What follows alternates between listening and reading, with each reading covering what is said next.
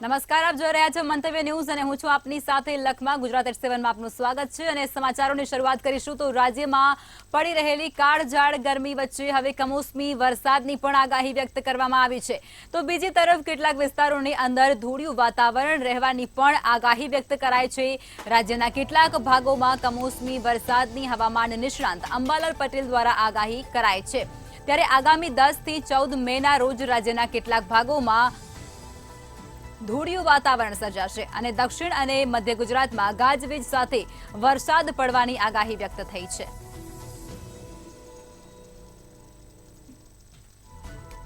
તારીખ 10 થી હવામાન પડતો આવશે. તારીખ 11 થી 13 મેમાં ભિન્ન ભાગોમાં ગાજવીજ સાથે વરસાદ થવાની શક્યતા રહેશે, જેમાં ઉત્તર ભારતના ભાગોમાં ખતરનાક એક્ટિવિટી છે અને ગાજવીજ સાથે ત્યાંની સરહદના અસરો ગુજરાતના ભાગોમાં થશે. મહારાષ્ટ્રના સરહદના ભાગોની અસર પણ ગુજરાતના ભાગોમાં થશે. સરહદના ભાગો પણ ગુજરાત ભાગોમાં અસર થવાની શક્યતા છે. ગુજરાતમાં તારીખ 11 થી 14માં ભારે આંધી, વંટોળ અને ગાજવીજ સાથે વરસાદ થવાની શક્યતા છે. કોઈ ભાગમાં છાંટા થવાની શક્યતા છે. દક્ષિણ ગુજરાતમાં વરસાદ થવાની શક્યતા છે. તો જૂનાગઢથી આ મોટા સમાચાર સામે આવી રહ્યા છે. જૂનાગઢમાં ભાજપની અંદર ફરી એકવાર અસંતોષ બહાર આવ્યો છે. માણાવદરના ઉમેદવાર અરવિંદ લાડાણીએ પાટીલને પત્ર લખ્યો છે. ત્યારે જવાહર ચાવડાના દીકરાએ પક્ષ વિરોધી પ્રવૃત્તિ કરી હોવાનું પણ તેમના દ્વારા જણાવવામાં આવ્યું છે. 4 મેના રોજ ચાવડા એ બોલાવી હતી એક બેઠક, તેવું પણ લાડાણી દ્વારા કહેવામાં આવ્યું છે. તો માણાવદરના ઉમેદવાર અરવિંદ લાડાણીનો મોટો આક્ષેપ, અરવિંદ લાડાણી દ્વારા મોટો આક્ષેપ પાર્ટી પર કરવામાં આવ્યો છે. તો અમરેલી બાદ હવે જૂનાગઢમાં પણ ભાજપમાં ભડકો થયો છે તેવા દ્રશ્યો સામે આવ્યા છે. માણાવદરના ઉમેદવાર અરવિંદ લાડાણીએ પાટીલને પત્ર લખ્યો છે. તો જવાહર ચાવડાના દીકરાએ જ પક્ષ વિરોધી પ્રવૃત્તિ કરી છે તેવું તેમના દ્વારા જણાવવામાં આવ્યું છે. સાથે જ 4 મેના રોજ ચાવડા દ્વારા બેઠક બોલાવવામાં આવી હતી તેવું પણ અરવિંદ લાડાણી દ્વારા કહેવામાં આવ્યું છે. માણાવદરના ઉમેદવાર અરવિંદ લાડાણી દ્વારા મોટો આક્ષેપ કરવામાં આવ્યો છે. એટલે કહી શકાય છે કે ભાજપમાં પણ હવે ક્યાંક અસંતોષની લાગણી છે તે તેના જે કાર્યકર્તાઓ છે તેની અંદર વર્તા રહી છે. 85 માણાવદર વિધાનસભાના ભારતીય જનતા પાર્ટીના ઉમેદવાર. તાજેતરની લોકસભા અને વિધાનસભાની જે ચૂંટણી યોજાયેલ તેમાં માણાવદર વિસ્તારના જ માજી ધારાસભ્ય અને માજી કેબિનેટ મંત્રી શ્રી જવાહરભાઈ ચાવડાના પુત્ર રાજ ચાવડાએ તારીખ 4/5/24ના રોજ તેમના માલિકીની નૂતન જીનિંગ ફેક્ટરીમાં 800 થી 1000 કાર્યકરોની મિટિંગ બોલાવી અને તેમાં તેમને એવું જાણ કરેલ કે ભાઈ મારા પપ્પાના હારનો બદલો લેવાનો છે, એટલે આપણે ભારતીય જનતા પાર્ટીના ઉમેદવાર અરવિંદભાઈ લાડાણીને હરાવવાના છે અને કોંગ્રેસના ઉમેદવારને જીતાડવાના છે.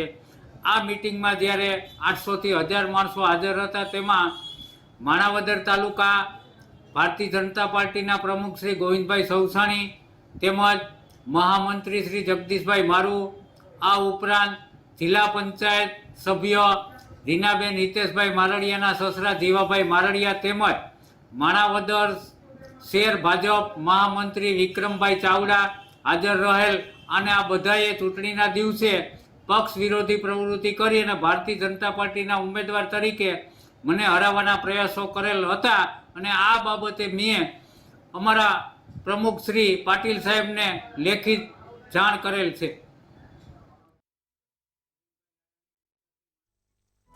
અમરેલી બાદ હવે જૂનાગઢમાં પણ ભાજપમાં ભડકો થયો છે. માણાવદરના ઉમેદવાર અરવિંદ લાડાણી દ્વારા CR પાટીલને પત્ર લખવામાં આવ્યું છે અને જણાવ્યું કે જવાહર ચાવડાના દીકરાએ પક્ષ વિરોધી પ્રવૃત્તિ કરી છે. 4 મેના રોજ ચાવડા દ્વારા બેઠક બોલાવવામાં આવી હતી તેવું પણ અરવિંદ લાડાણી દ્વારા સ્પષ્ટપણે કહેવામાં આવ્યું છે. માણાવદરના ઉમેદવાર અરવિંદ લાડાણી દ્વારા મોટો આક્ષેપ છે તે કરવામાં આવ્યો છે અને CR પાટીલને પત્ર લખવામાં આવ્યો છે. તો અમરેલી બાદ હવે જૂનાગઢમાં પણ ભાજપમાં ભડકો થયો છે. કાર્યકર્તાઓ અને નેતાઓ અંદરોઅંદર ક્યાંક નારાજગી વ્યક્ત કરી રહ્યા હોય તે પ્રમાણેના દ્રશ્યો સામે આવ્યા છે. ભારતની સૌથી મોટી ખેડૂતની સહકારી સંસ્થાના ચેરમેન તેમજ વાઇસ ચેરમેનની દિલ્હી ખાતે ચૂંટણી યોજાઈ હતી અને આ ચૂંટણીમાં ચેરમેન તરીકે દિલીપ સંઘાણી બિનહરીફ ચૂંટાયા હતા, ત્યારે વાઇસ ચેરમેન તરીકે બલવિંદરસિંહ ચૂંટાયા હતા. સહકારી નેતા દિલીપ સંઘાણીની ઇફકોના ચેરમેન પદે બિનહરીફ વરણી થઈ છે. ત્યારે ગઈકાલે ઇફકોના ડિરેક્ટર પદની ચૂંટણી પણ યોજાઈ હતી, જેમાં ભાજપના જ 2 ઉમેદવારો બિપિન પટેલ અને જયેશ રાદડિયા વચ્ચે સ્પર્ધા થવા પામી હતી. આખરે જયેશ રાદડિયાનો બહુમતી સાથે વિજય થયો છે અને ત્યારબાદ આજે ઇફકોના ચેરમેન પદ માટે યોજાયેલી ચૂંટણીમાં વર્તમાન ચેરમેન દિલીપ સંઘાણીની બિનહરીફ વરણી થવા પામી છે.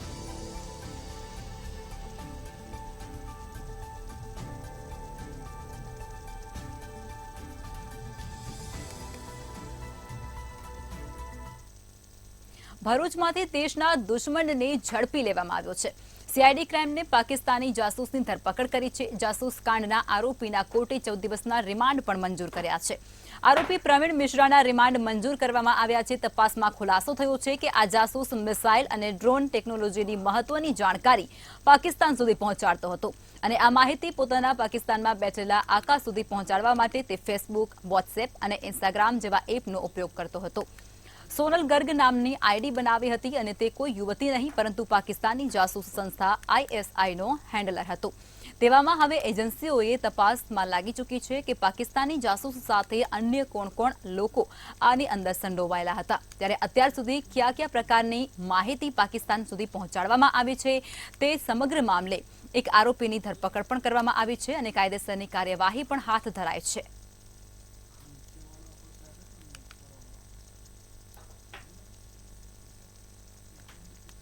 પાકિસ્તાન ISI હેન્ડલર અન્ય વિવિધ ઓર્ગેનાઇઝેશનના જો ડિફેન્સ નેશનલ ઇન્ટરેસ્ટ સાથે જે કામ કરતા ઓર્ગેનાઇઝેશનના વ્યક્તિઓને પણ સંપર્ક કરવા માટે કોશિશ કરવાની પણ માહિતી મળેલ છે. એ આધારે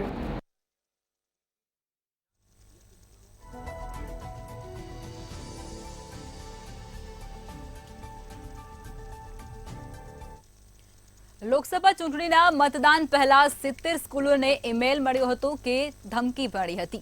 ત્યારે હવે જેમાં અમદાવાદ ક્રાઇમ બ્રાન્ચ અને સાયબર ક્રાઇમે તપાસમાં લાગી ચૂકી હતી અને તપાસ દરમિયાન ISIની સંડોવણી અંગે મોટો ખુલાસો પણ સામે આવ્યો છે. ISI દ્વારા ચૂંટણીમાં ભય ફેલાવવા માટે આ ઈમેલ કરવામાં આવ્યું હતું, જેમાં દિલ્હી અને અમદાવાદની સ્કૂલોને મળેલી ધમકી એક જ વ્યક્તિએ આપી હોવાનું પણ સામે આવ્યું છે. ક્રાઇમ બ્રાન્ચ અને સાયબર ક્રાઇમ તપાસમાં પાકિસ્તાનના ફૈઝલાબાદ આર્મી કોન્ટોનમેન્ટનું કનેક્શન સામે આવ્યું છે. ત્યારે વર્ચ્યુઅલ આઈડીથી મેલ મોકલવામાં આવ્યા હોવાનું પણ જાણવા મળ્યું છે. ISIના તોહિદ લિયાકતના નામે આઈડી બનાવવામાં આવી હતી અને તેના દ્વારા મેલ મોકલવામાં આવ્યું હતું.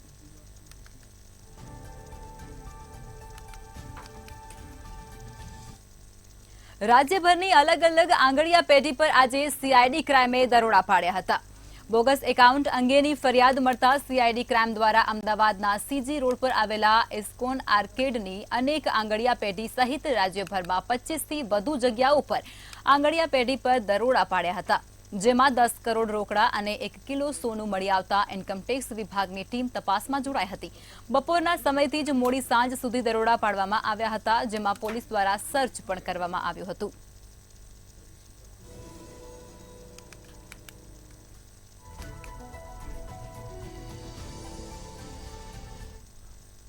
કાળઝાળ ગરમીમાં લોકો ગરમીમાં ઉકળી રહ્યા છે અને એવામાં પણ લોકોને મુશ્કેલીમાં હવે વધારો થાય તેવી ઘટના વડોદરામાં બની છે, જેમાં આકરી ગરમીમાં યશ કોમ્પ્લેક્સ તરફ જતો રોડ પીગળી ગયો છે, જેથી વાહન ચાલકો સ્લીપ થઈ રહ્યા છે. તો મહત્વની વાત તો એ છે કે કોર્પોરેશને 1 મહિના પહેલા જ આ રસ્તો બનાવ્યો હતો, તો આ નવા બનેલા રોડ પર અનેક ખાડાઓ પણ પડેલા દેખાય છે, જેથી વાહન ચાલકોને ભારે હાલાકીનો સામનો પણ કરવો પડી રહ્યો છે.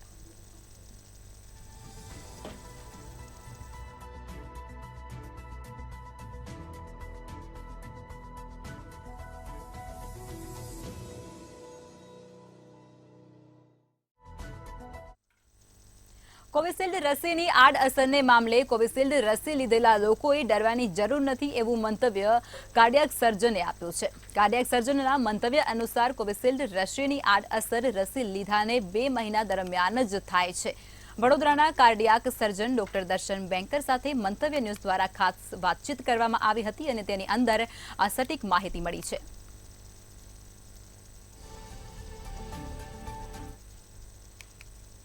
કોરોનાની હવે ભારતમાં અસર બહુ ઓછી છે, પરંતુ હજુ કોરોના ભારતનો પીછો નથી છોડતો. હવે વિવાદમાં આવી છે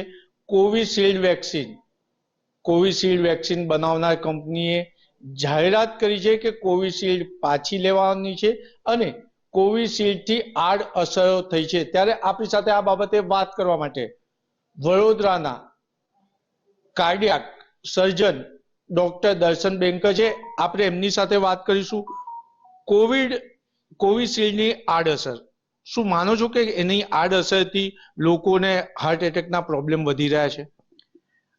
કોવિશિલ્ડની જે આડઅસર હતી એ પહેલા કોવિડની આડઅસર હતી. એટલે જે હાર્ટ એટેક આવતા હતા, અમે કોવિડમાં પેશન્ટોને હાર્ટમાં ક્લોટ ફોર્મ થવાની ને એની લીધે હાર્ટ એટેક આવવાના, સડન ડેથ થવાની, સ્ટ્રોક થવાની પ્રક્રિયા ઘણા બધા કોવિડના પેશન્ટોમાં જોઈ.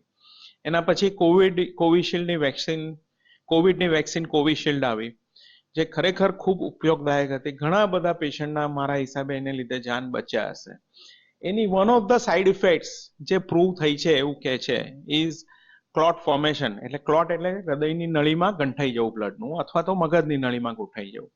એ પ્રક્રિયા થઈ શકે છે કોવિશિલ્ડથી, એવું સ્ટડીઝે બતાવ્યું છે. એ બહુ માઇનર 1 in 1000 to 1 in 2000 પેશન્ટ્સમાં આ વસ્તુ થઈ શકે છે. તો એની જે ઇમ્પેક્ટ છે જે હાર્ટ એટેક કે સ્ટ્રોકની, એ બહુ ઓછી છે કમ્પેર ટુ જેટલા લોકોની જાન બચી છે. એટલે જેનાથી જેટલો ફાયદો થયો છે એનો કદાચ 100માં ભાગનું બી એનાથી નુકસાન થયું હોય એવી શક્યતા બહુ ઓછી છે. પરંતુ આ તો કેવું છે કે એકવાર આ વસ્તુ આવી, હવે આજે કોઈ બી મેડિકેશન લો, કોઈ બી ડ્રગ લો, any some side effects are always there. એવી રીતે આ વેક્સિન છે જેની this is one of the side effect which has a very few number of patient has faced this incidents. તમે કીધું એ સરસ કે આપણે વિવાદમાં નથી પડવું. તો જે લોકોને આવી જે વાત છે કે જે વિવાદ છે કે કોવિશિલ્ડ રસી લેવાથી લોહી ગંઠાઈ જાય છે, તો નાગરિકોએ આનાથી બચવા શું જોઈએ? હવે એની જે આડઅસર થવાની શક્યતા છે ઘણી જ ઓછી થઈ ગઈ છે. મેં આપને કહ્યું એ પ્રમાણે સૌથી વધારે એની ઇફેક્ટ આવે છે ફર્સ્ટમાં, પછી એની આડઅસર થવાની શક્યતાઓ ધીમે ધીમે ઓછી થતી જાય છે. એના માટે તમને ના થાય એના માટે જે મોટી ઉંમરના લોકો છે એ એસ્પિરિનની અડધી ગોળી લઈ શકે છે 75 મિલીગ્રામની, જેનાથી તમારું લોહી પાતળું રહેવાની અને હાર્ટ એટેક આવવાની શક્યતા ઓછી થશે. બીજો રસ્તો છે, તમારે નાની ઉંમરથી તમારા સ્વાસ્થ્યનું ધ્યાન રાખવું જોઈએ. મેં આપને સમજાવ્યું એ પ્રમાણે આપણી સમાજ વ્યવસ્થા સુધારવી જોઈએ. Healthy food, healthy drinking, healthy વસ્તુઓ ખાવી જોઈએ, હેલ્ધી લાઈફસ્ટાઈલ આપણે જીવવી જોઈએ. એ બધી વસ્તુઓ ઘણી કામ કરે છે અને એનાથી આપણને ફાયદો થઈ શકે છે. આ હતા કાર્ડિયાક સર્જન ડોક્ટર દર્શન બેકર. તેમને કીધું કે કોવિશિલ્ડની વેક્સિનથી પેનિક થવાની જરૂર નથી, પરંતુ ખરેખર તો અન્ય હૃદય રોગનો હુમલો આવવા માટે અન્ય બહુ આપણી જીવનક્રિયા છે જેમાં સુધારો કરવાની જરૂર છે. એટલે મંતવ્ય પોતાના દર્શકોને બતાવી રહ્યું છે કે કોવિશિલ્ડની વેક્સિનથી પેનિક થવાની જરૂર નથી. કેમેરામેન કેતન સિંધે સાથે નિલેશ બ્રહ્મભટ્ટ, મંતવ્ય ન્યૂઝ, વડોદરા. સાબરકાંઠામાં અખાત્રીજની ઉજવણી કરવામાં આવે છે, ત્યારે ઈડરના વડાલી વિસ્તારમાં ખેડૂતોએ પોતાના ખેતરમાં ટ્રેક્ટર સહિત જમીનની પૂજા અર્ચના કરી હતી. અખાત્રીજને લઈ અને મોટી સંખ્યામાં ખેડૂતોએ ભેગા થઈ અને ઉજવણી કરી હતી. તેમજ ખેડૂતોએ ભગવાન પાસે વ્યાપક વરસાદ સહિત ધન ધાન્યમાં પણ સફળતાને લઈ અને પ્રાર્થના કરી હતી.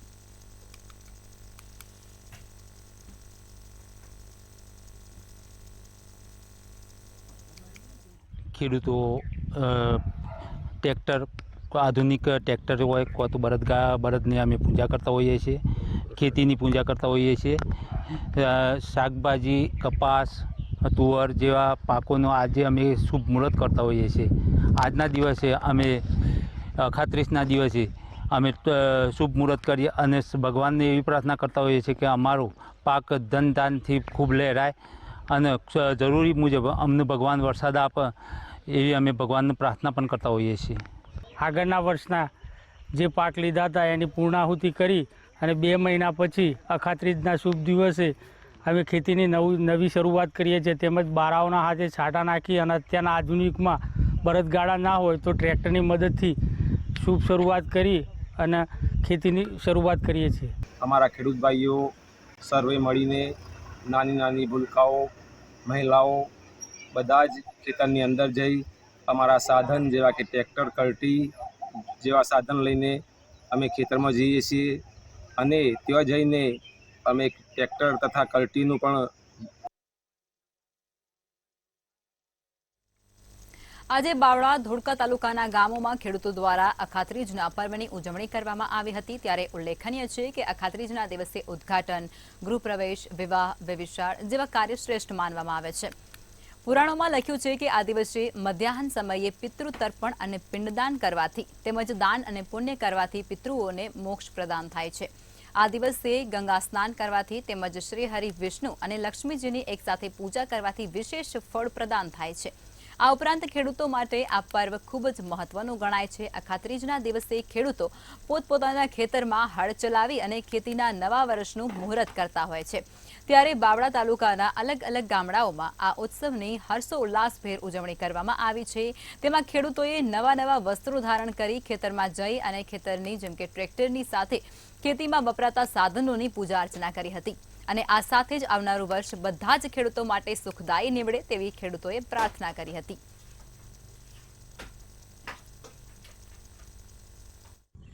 પૂર્વજો અરે આ પહેલાના આ દિવસે હળોતરાનું મુહૂર્ત કરવા ખેડૂત જતા ત્યારે જમણી દિશામાં ગામના ઝાંપે દરેક ખેડૂત મિત્ર, સરપંચ, મુખી, પેલું મોટા ખેડૂતનું હળ હોય, પછી એના પછી બીજા ક્રમિક, એ પ્રમાણે આખા ઝાંપે આ ખેડૂતો ઊભા રહે અને ઝાંપાના ટોડલે કાળકા દેવી જમણા તરફથી ડાબી તરફ જાય ત્યારે જ ખેડૂતો મુહૂર્ત કરતા અને તે દિવસથી આ અખાત્રીજનું મુહૂર્ત હવે પછી શુભ દિવસે આ કરવા લાગ્યા। અત્યારને આ જમાનો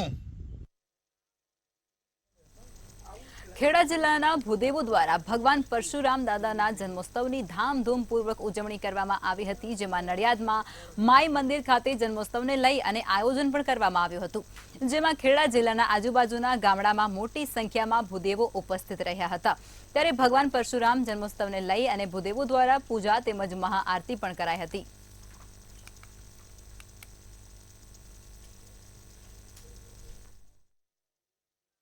ભગવાન વિષ્ણુના છઠ્ઠા અવતાર શ્રી પરશુરામ જન્મોત્સવ નિમિત્તે આજે અમે નડિયાદ ખાતે માઈ મંદિર પરશુરામ ભગવાનની પૂજાનો આયોજન કર્યો।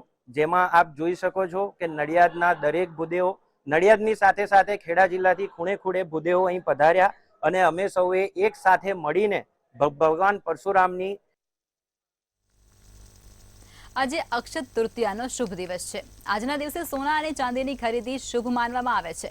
જો કે સોના ચાંદીના સતત ભાવ વધારાને કારણે સોનાની દુકાનોમાં ઘરાકી પર અસર પડી હતી। આજે સોનાનો 10 ગ્રામનો ભાવ 75,000 તેમજ ચાંદીનો કિલોનો ભાવ 87,000 હોવા છતાં લોકોએ સોનાની બંગડી તેમજ ઘરેણાંની ખરીદી કરી હતી।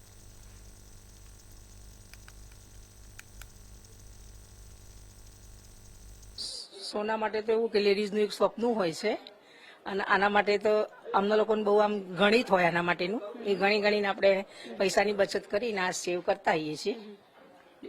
ભાવ વધારો પણ છે તેમ છતાં પણ આજનો શુભ દિવસ છે અને આપણે ખરીદ્યું। દર વખતે કેટલું સોનું ખરીદો છો, આ વખતે શું ખરીદ્યું? બસ આ લગડી આ વખત તો લીધી છે, થોડુંક મોંઘું છે એટલે, પણ આમ સોનાના સેટ ને એવું જતા આવીએ છીએ। પણ આપણે ઘડે અને સોનું બંનેમાં વધારે છે એટલે એકાદ તોલો લગડી લીધી છે। સ્ત્રીઓને ખાસ ઘરેણાનો ખૂબ જ શોખ હોય છે, એક ઇન્વેસ્ટમેન્ટ પણ હોય છે, શું કહેવાય? હા, એ તો હોય જ ને, પૈસા સેવ થાય આ રીતના જ થતા હોય છે લેડીઝો માટે તો। જીવનભરની પૂંજી છે કે સોનું ખરીદીને તમે મૂકી દો તો એ તમારે પોતાનું પર્સનલ થઈ જતું હોય છે। જે અખાત્રીજ નિમિત્તે અહીંયા અમે સોમનાથ સરકારમાં શોપિંગ કરવા આવ્યા છીએ, એટલે સકન સાચવવા માટે સોનાની લગડીનું અમે શોપિંગ કર્યું છે। અહીંયા અમે કાયમ અહીંયાથી જ દાગીના બધું ખરીદતા હોઈએ છીએ। ભાવ વધ્યો છે એટલે એના કારણે થઈને ગૃહિણીઓ ખાસ સોનું લેતા અચકાતી હોય છે। આ વખતે તો 75,000 ભાવ છે। હા, ભાવ તો ઘણો વધી ગયો છે, પણ પછી 2 તોલા લેતા હોય તો 1 તોલાનું શોપિંગ કરીએ, પણ સકન તો સાચવી લઈએ એમ। ઘરાકી એટલે જે લોકો ભાવ વધારો ભાવ ઘટાડો તો છે, પણ એમાં લોકો જેને સોના ચાંદીમાં દાગીના લેવાના છે દાગીના લે છે અને જે લગડી લેવાનું છે લગડી લે છે। ટોટલ ઓન એન એવરેજ જોવા માટે જઈએ તો અત્યારે ઘરાકીમાં થોડો ઘટાડો છે. શુભ મુહૂર્તે જોવા માટે જઈએ તો લોકો લગડી કાં તો ચાંદીની લગડી કાં તો સોનાની લગડી તો લઈ જ લે છે મુહૂર્ત સાચવવા માટે. એમને જરૂર અગર કદાચથી ના હોય તો અત્યારે દાગીના નથી લેતા હોતા. એટલે 20 થી 30% ઘટાડો તો બધાના બજારમાં આવ્યો જ છે ભાવના લીધે. અને અત્યારે અમારે ઘરાકીની સિઝન હોતી બી નથી, એ એક બીજી વસ્તુ છે. અમદાવાદમાં કોર્પોરેશન દ્વારા પ્રી-મોન્સૂનની કામગીરી હાથ ધરવામાં આવી રહી છે. શહેરમાં વરસાદી પાણીના નિકાલ માટે તંત્ર દ્વારા આગોતરી તૈયારીઓ કરવામાં આવી રહી છે. ત્યારે કામગીરીના ભાગરૂપે ગટર સફાઈ અને કેચપીટ સફાઈ કરવામાં આવી રહી છે. વરસાદી પાણીના વોટર લોગિંગ સ્થળો ઘટશે. આ સાથે જ ઉત્તર પશ્ચિમ ઝોનમાં 20 અને દક્ષિણ પશ્ચિમ ઝોનમાં 14, સાથે જ દક્ષિણ ઝોનમાં 28, ઉત્તર ઝોનમાં 14, પૂર્વ ઝોનમાં 39, પશ્ચિમ ઝોનમાં 23 અને મધ્ય ઝોનમાં 8 સપોર્ટ મળી અને કુલ 7 ઝોનમાં 146 માંથી 56 સ્પોર્ટ્સનું કામ પૂર્ણ થઈ ચૂક્યું છે. ત્યારે હવે 146 માંથી 110 સ્થળોએ પાણી નહીં ભરાય તેવો વોટર કમિટીના ચેરમેન દ્વારા દાવો પણ કરાયો છે. ત્યારે ઉલ્લેખનીય છે કે દર વર્ષે પ્રી-મોન્સૂનની કામગીરી તો કરવામાં આવે છે, પરંતુ તેમ છતાં વરસાદી પાણીની મકાનો અને વાહનોને નુકસાન થતું હોવાને લઈ અને કામગીરી માત્ર કાગળ પર જ રહે તેવી લોકો દ્વારા પણ આશા વ્યક્ત કરાઈ રહી છે. કોર્પોરેશન દ્વારા જે પણ દાવા કરવામાં આવે છે કે ગટરની કામગીરી, જે ડિસલ્ટિંગની કામગીરીઓમાં જે સાફ સફાઈ થઈ જાય છે અને જે પ્રી મોન્સૂનનો પ્લાન હોય છે દર વખતે ચોમાસા પૂર્વેનો કે કોર્પોરેશન દ્વારા આટલી કામગીરી કરવામાં આવી, પરંતુ હજુ હાલ પણ દર વર્ષની જેમ પાણીનો ભરાવો જ થશે અને જાહેર જનતાને રોડ ઉપર અડચણ ઊભી રહેવાની જ છે. એટલે આ પરિસ્થિતિનો ફરી સામનો જાહેર જનતાએ ન કરવો પડે અને આ જે તે ડિસલ્ટિંગની કામગીરી અને રોડ રસ્તા ઉપર જે પાણીનો ભરાવો ન થાય તે બાબતનું ચોક્કસપૂર્વક કોર્પોરેશને ધ્યાન રાખવું જોઈએ. વરસાદી પાણી અમારા શ્રીઓમનગરમાં પીએનટી કોલોનીમાં ઘણા વર્ષોથી પાણી ભરાય છે. ત્યાંનો કોઈ નિકાલ આવતો નથી. દર ફેરે જો થોડોક પણ વરસાદ આવે છે ને તો ત્યાં પાણી ભરાઈ રહે છે અને રોડ રસ્તામાં ઘણી તકલીફો આવે છે. ત્યાં નકરો રેતીનો જ ભરાવો થઈ રહ્યો છે અને પાણી ખૂબ જ વાહનો વ્હીકલો ખૂબ બગડે છે. ઘરમાં પાણી ભરાઈ રહે છે, એનો કોઈ નિકાલ આવતો નથી. ઘણા વર્ષોથી કોર્પોરેશનને આપણે જાણ કરી છે. કોર્પોરેશન કહે છે કરીએ છીએ પણ આજ દિન સુધી હાલ પણ થોડોક પણ વરસાદ આવે ને તો ત્યાં પાણી ભરાઈ રહે છે. એનો કોઈ નિકાલ કોર્પોરેશન કરતી નથી. ચોમાસાની અંદર વરસાદી પાણી ભરાવાની સમસ્યા થતી હોય છે, પરંતુ આ વર્ષે ચોમાસામાં પાણી ભરાવાની સમસ્યા ના થાય તે માટે પૂર્વ તૈયારીઓ કરવામાં આવી છે. વોટર કમિટીના ચેરમેન આપણી સાથે છે.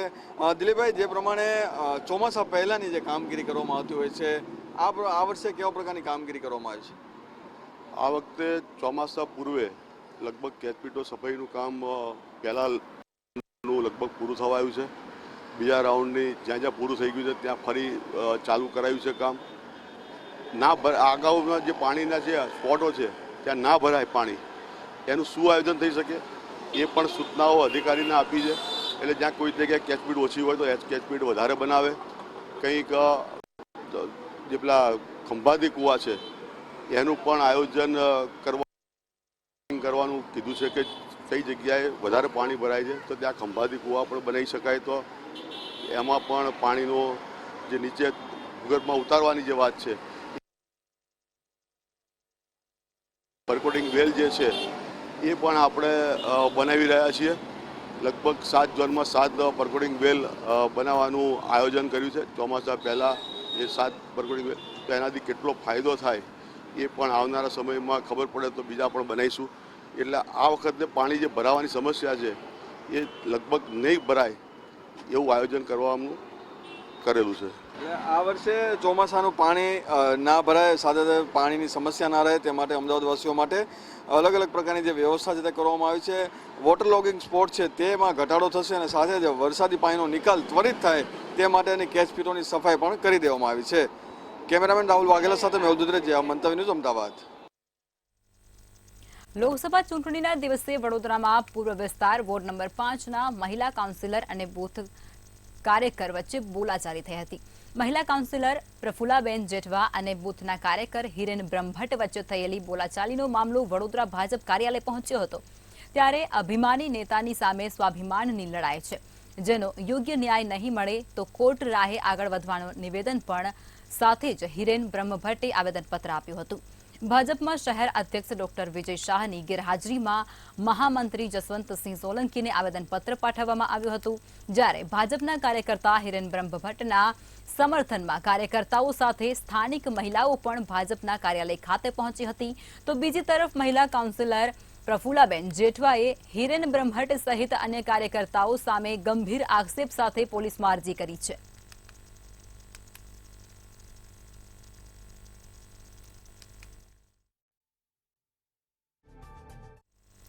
તો આ સાથે જ બુલેટિન ગુજરાત 87 માં અત્યારે બસ આટલું જ. નમસ્કાર.